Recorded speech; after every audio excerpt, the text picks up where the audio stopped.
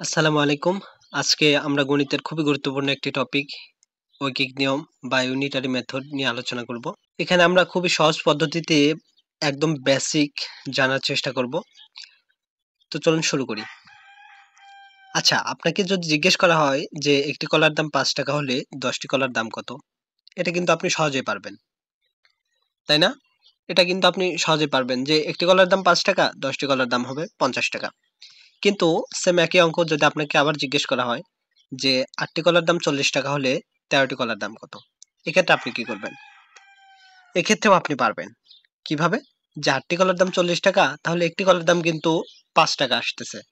তাহলে ১৩টি কলার দাম হবে ৬৫ টাকা। রাইট? এভাবে কিন্তু আপনি করবেন। তাহলে আমরা খাতা কলমে কিভাবে করব সেটা একটু দেখার চেষ্টা করি। যে ৮টি কলার দাম ৪০ টাকা, একটি কলার দাম হবে ৪০ ভাগ ৮ অর্থাৎ ৫ টাকা আর ১৩টি কলার দাম হবে ৬৫ টাকা। আমরা কিন্তু এইভাবে করার সরি আমরা কিন্তু এভাবে করার চেষ্টা করব। তাই না? এভাবে করার চেষ্টা করব। জাস্ট আপনি যদি এই একটি অঙ্ক বুঝে থাকেন তাহলে ইনশাআল্লাহ ঐকিক নিয়মের যতগুলো অঙ্ক আছে সবগুলো করার সক্ষমতা অর্জন করবেন। আমার বিশ্বাস আপনি পারবেন। ঠিক আছে? তাহলে আমরা যদি দেখি যে এই, এই অঙ্কটাতে কোন ট্রিক্স লুকিয়ে আছে সেগুলো আমরা একটু দেখার চেষ্টা করি। হ্যাঁ, এখানে দেখুন যে প্রশ্নে কি বলা ছিল? প্রশ্নে বলা হয়েছে যে ৮টি কলার দাম ৪০ টাকা, ১৩টি কলার দাম কত? এখানে কি চাওয়া হয়েছে? এটা আমাদেরকে বুঝতে হবে। এখানে চাওয়া হয়েছে কলার দাম, অর্থাৎ টাকা চাওয়া হয়েছে, পরিমাণ চাওয়া হয় নাই। রাইট? এখানে বলা হয় নাই কয়টি কতটি, এখানে বলা হয়েছে দাম কত, অর্থাৎ টাকার পরিমাণটা চাওয়া হয়েছে। একটা ব্যাপারে খেয়াল রাখবেন এবং সবসময় মনে রাখবেন যে যেটা চাওয়া হবে সেটা সবসময় ডান পাশে রাখবেন। সবসময় ডান পাশে থাকবে সেটা। এখানে যেহেতু ১৩টি কলার দাম কত বলা হয়েছে তার মানে দাম চাওয়া হয়েছে টাকা, তাহলে আমরা ডান পাশে রাখবো। তাহলে আমরা কি লিখবো?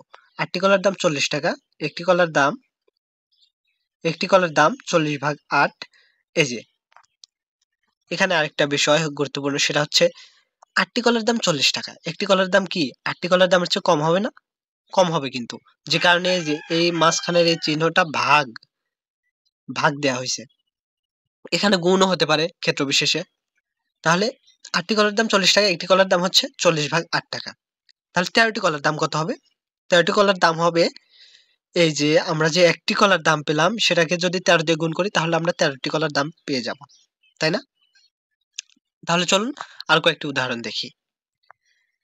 এখানে একটি প্রশ্ন দেখতে পাচ্ছেন যে ১ ডজন ডিমের দাম ৫৪ টাকা হলে ৪৫ টাকায় কয়টি ডিম পাওয়া যাবে? এটা প্রবাসী কল্যাণ ব্যাংক অফিস সহায়ক পদে ২০২৩ এ এসেছিল।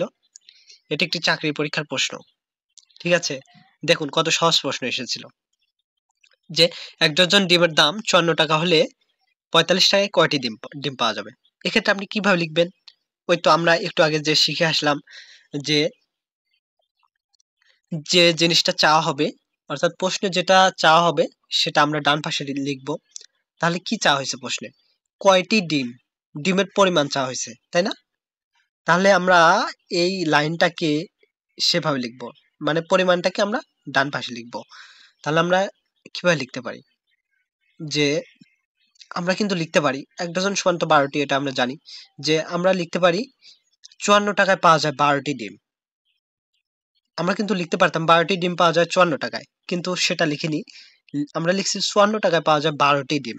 মানে ডিমের পরিমাণটাকে আমরা ডান পাশে রাখার চেষ্টা করেছি। ডান পাশে রেখেছি। ঠিক আছে? এটাই হচ্ছে নিয়ম। যে জিনিসটা চাওয়া হবে সেটা আপনি ডান পাশে রাখবেন। এই ব্যাপারটা অলওয়েজ আপনাকে খেয়াল রাখতেই হবে। নইলে কিন্তু অঙ্ক মিলবে না। সঠিকভাবে করতে পারবেন না। আর তারপর আমরা কি করব? আমরা যে আগের অঙ্কটা দেখলাম, আমরা কিন্তু একক জিনিসের মানটা বের করে নেব। তাহলে ৫৪ টাকায় পাওয়া যায় ১২টি ডিম। এখানে আমরা কি করব? ১ টাকায় পাওয়া যায় কয়টি ডিম? সেটা নির্ণয় করব। তাই না? যে ১ টাকায় পাওয়া যায় ১২ ভাগ ৫৪টি ডিম। দেখুন 54 টাকায় পাওয়া যাচ্ছে 12টি ডিম, 1 টাকায় অবশ্যই কম পাওয়া যাবে, যে কারণে ভাগ 12 ভাগ 54টি ডিম। তাহলে 45 টাকায় কয়টি পাওয়া যাবে? 45 টাকায় পাওয়া যাবে 12 ভাগ 54 গুণ 45। ঠিক আছে, এটা তো 1 টাকায় পাওয়া যেত, এই যে এইটুকু 1 টাকায় পাওয়া যেত, তাহলে 45 টাকায় পাওয়া যাবে, এর 45 গুণ বেশি, অর্থাৎ 10টি ডিম। আচ্ছা, আমরা আরো একটি উদাহরণ দেখি। এটা হচ্ছে 10 জন শ্রমিক যে কাজ 25 দিনে করতে পারে, সেই কাজ 10 দিনে সম্পন্ন করতে কতজন শ্রমিক লাগবে? এই প্রশ্নটিও এনএসআই এর ওয়াচার কনস্টেবল ফিল্ড স্টাফ 2023 এ এসেছিল। তাহলে আমরা এটা দেখি, সমাধান করার চেষ্টা করি পারি কিনা। আমরা কি জানি? আমরা জানি যে যেটা চাওয়া হবে সেটা ডান পাশে থাকবে। তাহলে এখানে কি বলছে? কতজন শ্রমিক লাগবে? কতজন শ্রমিক লাগবে? তাহলে আমরা কি করব? এখানে এই দেখুন, 10 জন শ্রমিক যে কাজ 25 দিনে করতে পারে, এই দিনটা ডান পাশে আছে, এটাকে আমরা ঘুরিয়ে লিখব যে জন, এটা আমরা ডান পাশে রাখবো। ঠিক আছে, অর্থাৎ 25 দিনে করতে পারে 10 জন শ্রমিক। একদিনে করতে পারবে কতজন শ্রমিক? এই যে এখানে একটি গুরুত্বপূর্ণ, আমরা ফার্স্ট যে উদাহরণটা দেখেছিলাম সেখানে কিন্তু ভাগ ছিল, সেকেন্ড এটাতেও কিন্তু এই যে ভাগ চিহ্ন ছিল, কিন্তু এখানে এসে গুণ হলো, কেন হলো সেটাই আমরা দেখি। 25 দিনে করতে পারে 10 জন শ্রমিক, একদিনে কতজন শ্রমিক করতে পারবে? শ্রমিকের সংখ্যা বেশি লাগবে না কম লাগবে?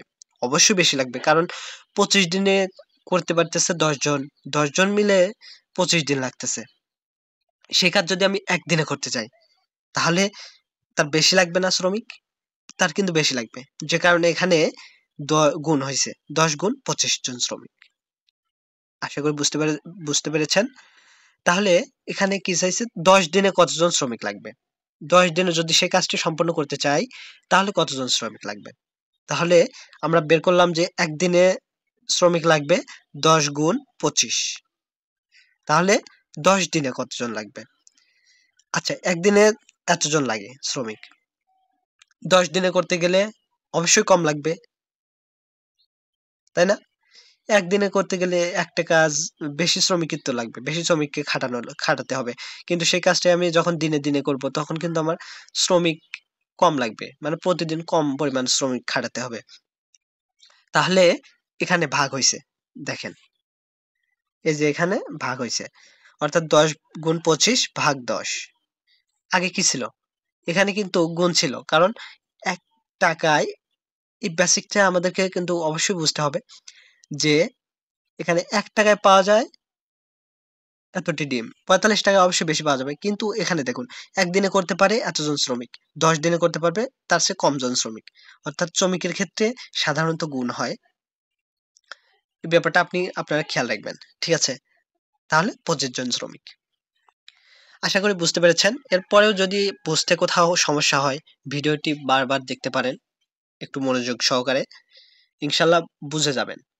এই ঐকিক নিয়ম যে আমাদের শুধু চাকরি পরীক্ষাতে লাগবে ব্যাপারটি এমন নয়, একাডেমিক পরীক্ষাতে তো লাগবেই, একাডেমিক পড়াশোনাতে আমাদের খুবই গুরুত্বপূর্ণ। সেই সাথে আমাদের প্রত্যাহিক জীবনে প্রতিনিয়ত কিন্তু আমরা এই ঐকিক নিয়মের ব্যবহার করে থাকি। এই ঐকিক নিয়ম জানলে আপনার জীবনের যে বিভিন্ন পণ্যের হিসাব নিকাশ, সেগুলো কিন্তু করা আপনাদের জন্য খুবই সহজ হয়ে যাবে। ভিডিওটি আপনাদের কেমন লাগলো, আদৌ আপনাদের উপকারে এসেছে কিনা সেটা অবশ্যই কমেন্ট করে জানাবেন। তো এই ছিল আজকের আয়োজন। ধন্যবাদ সবাইকে। আল্লাহ হাফেজ।